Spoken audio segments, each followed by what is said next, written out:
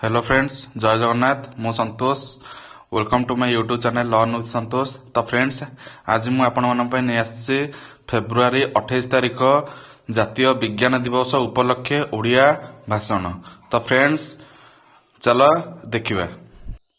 आजिर यह सभारे उपस्थित गुरुजी गुरुमा वृंद, मोर सम्मुखरे थिबा छोट बड़ भाई और भौणी और मोर सहपाठी वृंद, समस्त को मोर हार्दिक शुभेच्छा और शुभकामना।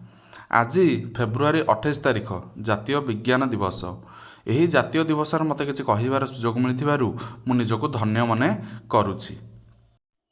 आजिर यह दिवसटी भारतीय विज्ञान क्षेत्र में पारदर्शिता लाभ कर व्यक्तित्व तथा भारतीय विज्ञान को नूतन परिचय देथिबा से सर्वश्रेष्ठ पदार्थ विज्ञानी सार चंद्रशेखर वेंकटरमण द्वारा आविष्कृत होइतिबा रमण प्रभाव को स्मरण करने उद्देश्य पालन करा जाए। सार चंद्रशेखर वेंकटरमण 1928 मसीह यह रमण प्रभाव को आविष्कार करथिले। ताहेले रमण प्रभाव कहले आमे बुझिबा कौन? जेतेबेले कौनसी पदार्थ उपरे आलोक पड़े सेतेबेले से पदार्थर अणुगुड़िक आलोक को बिछाई दियंती। एही विच्छुरित आलोकर रंग बा शक्ति मूल आलोक ठारू सामान्य भिन्न होइथाए। एही घटना को रमण प्रभाव कुहाଯାଏ।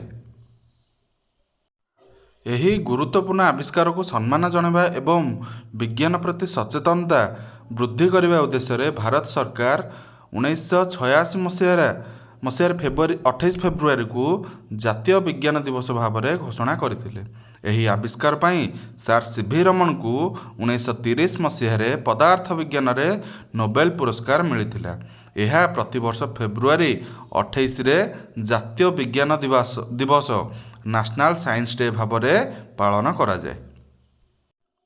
यह पदार्थर आणविक गठन विषय जानापी व्यवहार करा जाए। रसायन विज्ञान एवं जीव विज्ञान रे पदार्थर परिचय चिन्हट करिबारे यह सहायक हुए। चलित वर्ष विज्ञान दिवस मुख्य विषय वस्तु हेउची विज्ञान क्षेत्र में महिला विकसित भारतर सूत्रधार।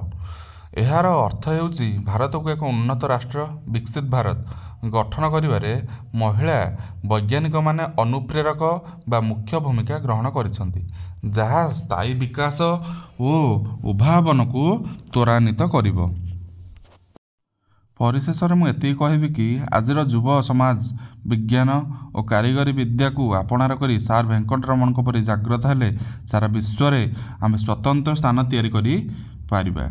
एति कही मु मोर वक्तव्य शेष करुछि। जय हिंद। तो फ्रेंड्स, आज भिडियोटी भल लगी आपण मैंने निश्चिंत भाव में लाइक शेयर एंड सब्सक्राइब करेंगे मोर channel learn with Santosh. Thank you.